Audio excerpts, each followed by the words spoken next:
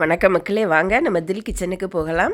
பன்னீர் piece masala இது சப்பாத்தி, பூரி, ஃபுல்கா, ரொட்டி இது எல்லாத்துக்குமே சைட் டிஷ்ஷாக ரெஸ்டாரண்ட் ஸ்டைலில் ஒரு அருமையான சைட் டிஷ் இந்த பன்னீர் பீஸ் மசாலா. இது எப்படி செய்கிறதுன்னு பார்க்கலாம்.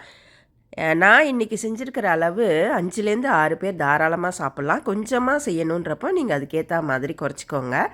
அடுப்பில் ஒரு கடாய் போட்டு 2 டேபிள் ஸ்பூன் எண்ணெய் சேர்த்துட்டு 2 டேபிள் ஸ்பூன் கொத்தமல்லி சீட்ஸு சேர்த்துக்கிறோம். 1 டேபிள் ஸ்பூன் சோம்பு, அதாவது பெருஞ்சீரகம்னு சொல்லுவாங்க, ஃபெனல் சீட் சேர்த்துட்டு இதை மீடியம் ஹீட்டில் வச்சு நாம் வறுத்துக்கலாம். பட்டை 2 துண்டு, ஏலக்காய் 2, சிவப்பு மிளகாய் 3. இதை மீடியம் ஹீட்டில் அந்த மல்லி வாசனை வர வரைக்கும் அதை அப்படியே பிரட்டிக்கலாம். 4 பெரிய வெங்காயம் நல்லா தின் ஸ்லைஸஸாக கட் பண்ணி வச்சுருக்குறோம். இப்போ இது நல்லா வாசனை வந்துருச்சு. இந்த பெரிய வெங்காயம் 4 கட் பண்ணி வச்சுருக்கிறத அதோடு சேர்த்துக்கலாம்.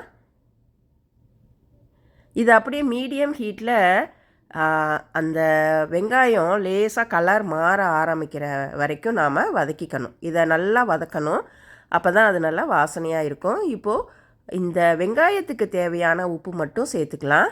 இந்த வெங்காயம் நல்லா வதக்கலைன்னா அது பச்சை வாசனை அடிக்கும். அதனால் இதை நல்லா ஒரு டைம் எடுத்து அது லேசாக கலர் மாற ஆரம்பிக்கிற வரைக்கும் நாம் அதை வதக்கிக்கணும். இப்போ இந்த கலர் மாற ஆரம்பிச்சிருக்குது. 1/2 டீஸ்பூன் மஞ்சள் தூள் சேர்த்துக்கலாம்.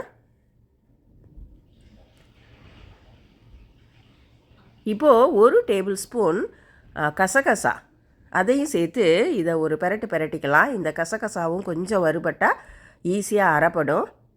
இப்போ இதை ஒரு பிரட்டிட்டு இதை ஒரு தட்டுக்கு மாற்றிடலாம். இது நல்லா ஆறணும்.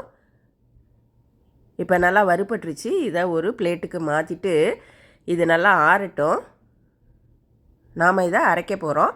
இப்போது இந்த கடாயில் கசகசா எல்லாம் ஒட்டிகிட்ருக்கிறதுனால ஒரு 100 ml தண்ணி அதை அதிலையே சேர்த்து அதை நாம் இந்த வெங்காயம் அரைக்கும்போது இந்த 100 ml தண்ணி சேர்த்து அதை ஒரு நைஸ் பேஸ்ட்டாக ஃபைன் பேஸ்ட்டாக அரைச்சிக்கலாம். இப்போது இந்த வெங்காயம் நல்லா ஆறிடுச்சு. இதை ஒரு மிக்ஸி ஜாரில் சேர்த்துக்குவோம்.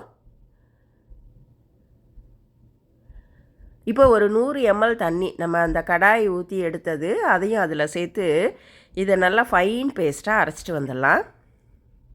இதை அரைச்சாச்சு. இதோட பெரிய தக்காளி ஒரு 3 தக்காளியை அப்படி பச்சையாக நைஸாக அரைச்சி வச்சுருக்குறோம். பியூரே எடுத்து 150 கிராம் ஃப்ரோசன் பட்டாணி நான் எடுத்துருக்கிறேன். நீங்கள் ஃப்ரெஷ் பட்டாணி எடுக்கிறதுனா லேசாக உப்பு போட்டு அதை வேக வச்சு எடுத்து வச்சுக்கலாம். பன்னீர் 400 கிராம் வச்சுருக்குறோம், ரெடி பண்ணி வச்சுருக்குறோம். இப்போ நம்ம பேஸ்டெல்லாம் ரெடி பண்ணியாச்சு. பன்னீர் பட்டாணியும் ரெடியாக இருக்குது. இப்போ அடுப்பில் கடாய் போட்டு 1 டேபிள் ஸ்பூன் நெய் சேர்த்து அந்த அரைச்ச அந்த வெங்காய விழுது அதை சேர்த்துக்கலாம். அந்த தக்காளி பேஸ்ட்டு அதையும் அதில் சேர்த்து இதை நல்லா ஒரு பிரட்டிக்கலாம்.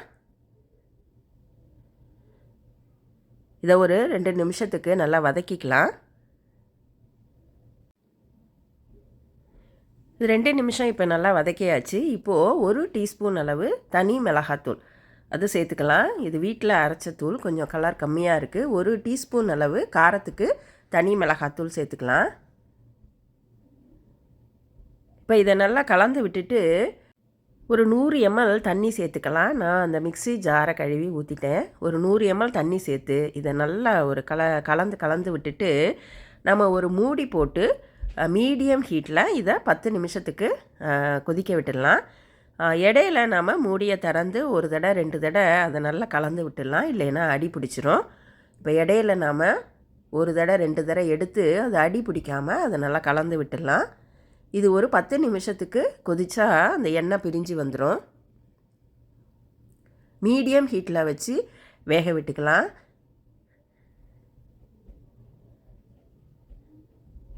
இப்போ 10 நிமிஷம் அது நல்லா வெந்துருச்சு, குக் ஆயிடுச்சு. இப்போது அந்த மூடி எடுத்துட்டு நம்ம நல்லா ஒரு கலந்து விட்டுடலாம்.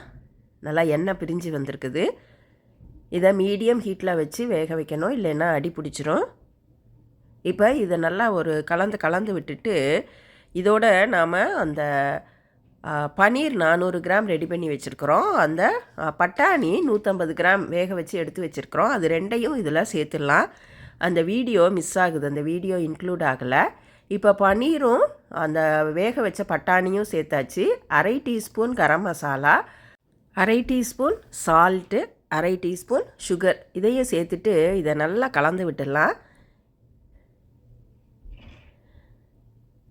இப்போது இது கொஞ்சம் கெட்டியாக இருக்குது. நம்ம 100 ml கொஞ்சம் பாயிலிங் வாட்டர், ஹாட் வாட்டராக அதில் சேர்த்துக்கலாம். பச்சை தண்ணி வேண்டாம். 100 ml ஒரு ஹாட் வாட்டர் அதில் சேர்த்துட்டு நாம் அதை கலந்து விட்டுடலாம். நான் இந்த பன்னீர் செஞ்ச வேவ் வாட்டர் இருந்தது, அதை கலந்துருக்கிறேன். இப்போ மூடி போட்டு இது ஒரு 5 நிமிஷம் மீடியம் ஹீட்டில் நல்லா குக் ஆகட்டும்.